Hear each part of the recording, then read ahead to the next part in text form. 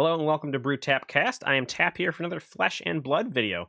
This is another budget box builds for Blitz video. This series is sort of to be a sort of super ultra sealed sort of thing where we're assuming that hopefully in the very near future, if not already, people can get their hands on one box of the currently available sets, which is Welcome to Rathe, Arcane Rising, and Crucible of War, with restocks coming in, at least in the US and possibly Europe soon. Hopefully people will be able to get their hands on some unlimited cards and be able to get into this game for a reasonable price.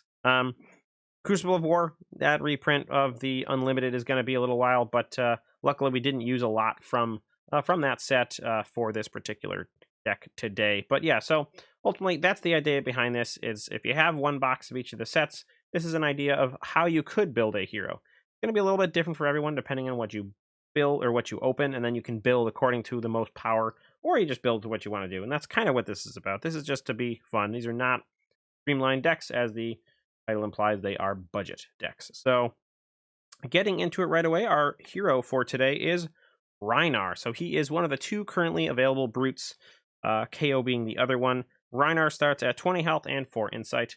And his power is whenever you discard a card with 6 or more attack power during your action phase, Intimidate. What Intimidate is your opponent randomly banishes a card from their hand face down till the end of the turn. So essentially, it allows them not to block with one of the cards in their hand until the end of turn, so they can't block.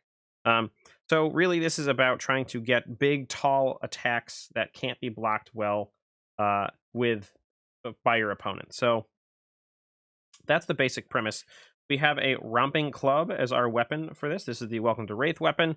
So it says once per turn action, 2 resources attack. It has a base power of 4. However, if once per turn effect, when you discard a card with 6 or more attack power, Romping Club gains +1 on the turn. So essentially, your Rhinar triggers and your club triggers at the same time if you were to discard a 6 power card.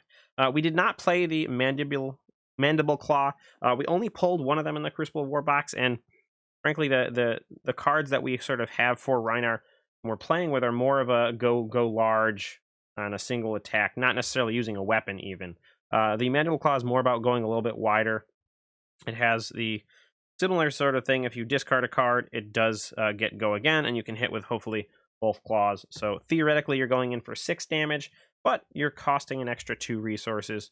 At the same time, if you're able to intimidate maybe twice by discarding multiple cards, those attacks might actually get in for a little bit more, and you can augment those as well. So those are the weapons there. Again, not playing Mandible Claw, we're playing Romping Club, but we also need to have some gear for our hero as well. So what have we been playing? We've been playing Iron Rot Helmet, Barkbone Strappings, Goliath Gauntlet, and Iron Rot Leg. So these are our sort of basic package that we have been running, but we don't want to also forget about the other ones we have. We could have Hope Merchant's Hood. We could also play Iron Rot Gauntlet, and then a full set of Null Rune armor as well. So ultimately, it depends on what your opponent is playing. That will change what you want to be playing as well. So this was my basic build out playing against a ninja. Realistically, I probably should have the Iron Rot Gauntlets in there instead of the Goliath Gauntlet, because they do tend to just chip away a lot with Kodachis and things like that. So ultimately, that was the build out I had, and this is what you have available. So if you're going against a wizard, or maybe I guess Viscerai that you're worried about going Mega Ultra Rune Chance, you can throw in your Arcane Barrier things. If you're going with Ninja, you just put your Iron Rot and keep your Barkbone Strappings in. Or if you're going against something that maybe isn't as much of a attacking thing, having Hope Merchant's Hood to get some extra cards out of or get different cards out of your hand can be pretty good. If you just have a garbage hand, not the best thing, but it could be useful. So that is our hero, his weapon, and his armor. So let's get into what the actual cards are in the deck. What makes Rhinar tick? So obviously, as we talked about with his particular hero ability, you're looking to really just make big attacks and intimidate your opponent, and have those attacks be all 6 or greater power. So that's what he's going for. So we'll start off with our attack actions. We'll move on to other things after that. So let's start with Wrecker Romp. So we have 2 yellow and 2 blue copies of Wrecker Romp. These are attack cards that cause you to discard a card at random from your hand, and it's pretty much always random. And so generally, you want to have a higher incidence of attack action cards with power 6 or greater. In this deck, there is not a single one with power less than 6 power. So as long as we can sort of engineer a hand to only have attack actions, we can discard one that again is 6 power or greater to trigger his ability, as well as there's any other things like on the Romping Club that we want to trigger. So a 2-cost Wrecker Romp can come in for 6 or for 7. Again, random discard. We are playing red and yellow copies of Savage Swing as well.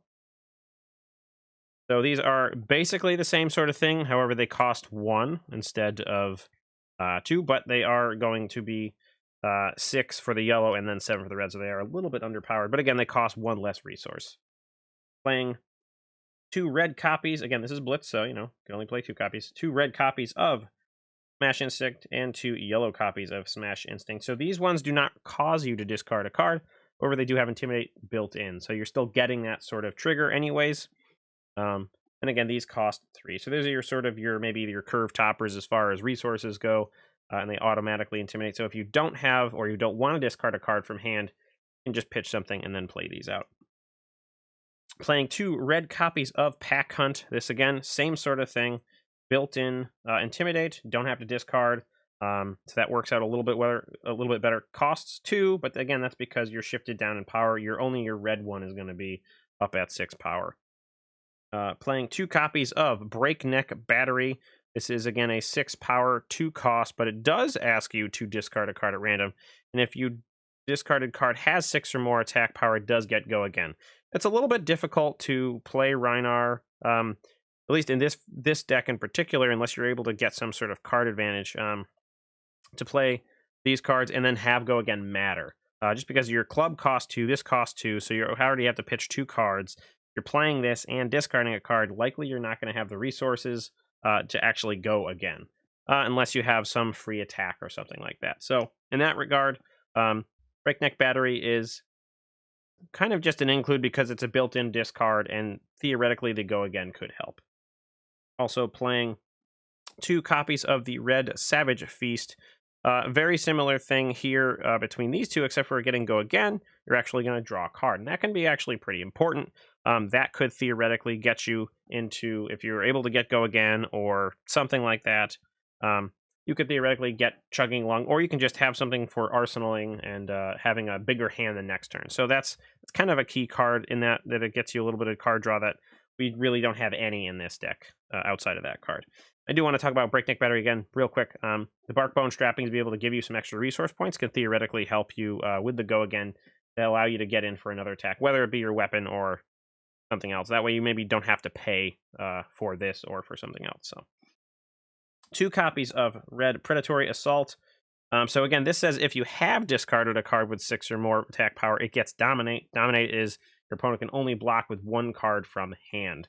Doesn't affect defense reactions or equipment blocking, but cost 2. So I found that it's rather difficult to set it up where you have this card and you've already discarded something and you still have the resources available. You can do that with some of the bellows, but we'll talk about how that worked in a few minutes. 2 copies of Barraging Bighorn. We have, again, we only pulled 1 red and 1 yellow, so these are both pretty nice because it allows you to discard, so you're getting that Intimidate trigger. Only cost 2, and then when it hits, when it's defended by 2 or less, it has go again. So theoretically, if they're not willing to put a lot in here, and maybe they can't because you've intimidated a couple times, you theoretically can have that go again, which again, same thing with the problem with Breakneck Battery. You've used cards to pitch for this, and you've discarded a card, and maybe you've played a Barraging Beatdown, and so you have these issues with not having enough resources or anything to do with that go again. But Barkbone Strappings can help with that. We have 1 copy of this Majestic that we did pull, Alpha Rampage. So this is a Rhinar specialization card. Comes in for 9, asks you to discard a card, and it has Intimidate. So we're going to get at least 2 Intimidate triggers on this, and it only costs 3. So theoretically, you could have, say, a Barraging Beatdown, something to pitch for the 3 cost. That's going to be 3 Intimidates and only discarded 1. So that's up to, if you have a Barraging Beatdown, you have a card that is going to pitch for this. The Barraging Beatdown is free. and Alpha Rampage, you theoretically have one more card. Maybe it's like a pummel or attack reaction or something like that that can really make this card be a not a one-hit kill, but a very big damaging weapon, damaging hit. So that's your sort of your top end card in this case. And then we also have our one copy of Adrenal Brutality Red. So this is really quite a good card. Wish I had another one. I really found that this card was really helpful. Being able to pitch in that or discard that at random and then go right back to your library is actually really important because you do end up discarding a lot of cards, and Drone always comes back. So definitely not upset about wanting to have another one of those in the deck. Okay, so those are all the attack cards. So let's go ahead and look at our non-attack cards. So they're going to be significantly less. So again, this is mostly an attack-heavy deck, obviously, because that's what Rhinar wants to do, is he wants to smash. And that's good. What else does he want to do? Well, he wants to bellow a little bit. So Primeval Bellow, 3, pitches for 3, blocks for 3, is a 0 cost, additional cost to play it. You got to discard a card at random. So again, you can get that if it's 6 or above, you're going to get your Intimidate trigger on Rhinar's ability there. It gives your next attack +3, and it has to go again. So theoretically, this is good for the Breakneck Battery, or sorry, the cards that they don't ask you to discard a card. This is essentially a free in the sense of it costs nothing. But I found that these just really didn't work out all that well, because if you have most of the attack cards that we have in this deck already ask you to discard a card. And Magical Dreamland would be cool. I get to discard 2 and I get 2 Intimidate triggers. And maybe the card has Intimidate built in, and that's great, but that's sort of like very, very small fraction of cards that you can make that work with just because of the cost of things. Again, Barkbone Strappings can be that. Maybe cool, I've sculpted my hand by defending with certain cards, which is very important for this deck, is that you do need to do a lot of defending. And you don't really want to necessarily defend with your 6 power attack cards or above that, because those are the things you're going to want to use to beat down with. So we'll get to defense reactions in a moment, but really you're looking to, defend with cards that might not be helpful, so you can sculpt your hand in this really good barraging beatdown, big attack to really get these monster swings in with. So I found that Primeval Bellow didn't really help me in most cases because it doesn't match up well with other cards. So take that with what you'd like. We also are playing 2 copies of yellow and 1 copy of red. All of the barraging beatdowns we actually drew. So yellow gives +3, blue gives +2. So this is if it's not defended by more than 2 non-equipment cards. Built-in Intimidate, it costs nothing, and you get go again. So this is sort of your dream setup to any of your attacks. Is you just want to play a barraging beatdown, and then play something that allows you to discard a card from hand, and then maybe you have like attack reaction in your hand. So you're able to Intimidate twice, if you don't hit that attack reaction, and then get in for a big attack, and then boom, have this double Intimidate, maybe 10 plus power attack coming through, and that's sort of like your target, what you're trying to do with this Rhinar deck. So those are our non-attack actions. We also have a couple instances. We have a Bonehead Barrier. It's our super rare that we were able to pull here. So this is just a nice thing that you can roll to try to get some defense. It's it can work out really well. That's the whole thing about Brute, is that these random things, and KO is a lot more into the whole living or dying by the dice, but Bonehead Barrier can be a nice way to block some significant damage. That's a pretty cheap cost of 1. So that's that. We are playing 1 copy of the Red Sigil. Again, you're going to be doing a lot of defending in this deck, and a little bit of life gain for a single card is pretty good. And a 1 pitch value in this deck isn't that bad. We most of our cards do not cost 3; they cost 1 or 2. Because of the discard is costing additional stuff. So the pitch value on here doesn't really matter.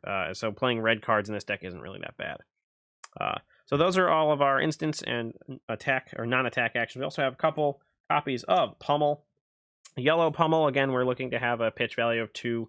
Don't need a 3. So Yellow Pummel works out pretty well. We can put that on our club if we wanted to. We can put that on a card or attack card to allow our opponent or make our opponent to discard if it hits. So theoretically, pretty dang good attack reaction for Rhinar. All right, our last non-defense card, or our first sort of defense card, is Reckless Swing. So this is a free card that asks us to discard a card at random. And I know this is, 4 defense, and you having to discard a card is sort of like having to pay for a 4 defense just pitching, but it doesn't get pitched, it gets discarded. But what's kind of great about this is it really does, if you hit that 6 or more, you get to do 2 damage. And I will say that I've won several games that have gotten down really low, and this card, the Reckless Swing, has actually been the card to win that game, is that they've been at 2 or 1, and blocking, like them attacking, you think would be, oh, I can only win by attacking, but no, that's not the case. So definitely really happy to get that Reckless Swing in there. It's good stuff, good stuff. All right, so that's that. We also have 2 copies of Yellow Fate Foreseen. So this is our 3 defense, free 2 pitch value, opt 1. So really, that opt can actually help quite a bit if you're in a bind or you need a certain kind of card. Being able to opt and shuffle stuff or toss stuff to the bottom of the deck if you don't want it is actually really quite good. And Fate Foreseen is just a pretty good card. Additionally, similar vein is Sink Below. Again, cost free, defense for 3, and you get to basically just cycle a card, put one on the bottom, and draw a new one. So both are sort of in the similar vein of being able to get a little bit of virtual card selection, or actual, maybe not card advantage, not real card advantage, because you're just filtering. Card filtration is really what it is. So that's kind of important. Again, if you're looking to get these big barraging beatdown turns and then smash in for a huge amount of damage with a bunch of intimidates, being able to shift your cards around and opt is actually quite important. And then again, as I said, you're going to need to defend a lot as a brute while you're waiting for these big smashing turns. So we're playing 2 copies of the blue unmovable. Being able to defend for 5 or 6, depending on where it is pretty key if you're trying to prevent maybe on hit effects, things like that. So that's pretty important for the deck as well. So those are all of our cards that we put in this deck. So what did we not include? There's a couple cards that we didn't include that we had copies of, whether it be from Crucible of War or not. We did play quite the majority of the cards we actually pulled in those base sets. But what did we not do? Is, again, we did not play the Mandible Claw. It's not really what we wanted to do with the deck. It's also not, we didn't get both copies, so just having one-handed weapon that can go again that only does 3 is, not so great. So, but what else did we not play? Well, we didn't play Awakening Bellow, and I think that was a mistake. So I think we did play Primeval Bellow, but I think actually I would have preferred to play the Awakening Bellow. Again, having to discard to get the Intimidate is great because it can trigger other things, but I feel like most of the time we're going to want to be going with one that just gets our basic Intimidate, even though it costs a little bit. And that's the reason why I went with Primeval Bellow first, is that it was free. It's your Awakening Bellow, sort of like your poor man's Bellow. It doesn't give Intimidate. It costs 0, but this is the expensive one in that regard. I think Awakening Bellow is just a better card here. Yes, it costs a card in the sense of you have to pitch, but at the same time, you can use Barkbone Strapping, something like that, to get that. And it gives the Intimidate. So kind of a toss up here. But I think I would go with the Awakening Bellow, just because it's going to give you Intimidate. Whereas if you have something that isn't an attack card in your hand, and given there's not a lot in this deck, you theoretically could whiff on here and not get the Intimidate trigger. So you're guaranteed it here. Yes, it costs an extra thing, and it costs a card, but that card can be used for other things as well. So I think Awakening Bellow probably better than Primeval Bellow. Another card we didn't use is Riled Up. So it just didn't really seem to stack up necessarily because it costs 3. So yes, you can theoretically, without any other pumping, if you have some way to discard. So this is maybe where Primeval Bellow would be good. And there's like the other couple cards that don't discard when you play them. They just assume that you have to get Intimidates, or if you have had that happen, they give you a little bonus. This is one of those as well. So cost 3, attacks for 7 with the red one. If you discarded a card with 6 or above attack power, it gets +1. So that's great. And I love the flavor on here. You discard, getting all riled up, Add to attack. Sorry, that was bad. It isn't enough of a consistent piece of damage to add that 1 and cost 3. Doesn't seem reasonable to me. So I didn't really feel as though it was worth putting in the deck. It just didn't have enough pure power for its cost. Yes, it pairs well with some Bellows, but I don't think it was really that worth it. So those are the cards I didn't play, and maybe I should have swapped out the Awakening Bellows for the Primeval Bellows for the Awakening Bellows, but that's about all of it. So that's the deck. Again, go tall, go for these big attacks, intimidate your opponent, swing in for some damage, and that's how you play Rhinar. So that is our budget box build for Blitz on Rhinar. So I hope you have a wonderful time clubbing your opponents to death with Rhinar and his attacks. And that'll be it for this video. So I hope that everyone enjoyed the video. If you didn't like it, you let us know why. If you like it, let us know that too. Please feel free to hit that like, subscribe, all those buttons. That'll help us out so we can make more content like this. And that's going to do it for this Flesh and Blood Budget Box Builds Rhinar video. So thank you very much, and we will see you soon. Cheers.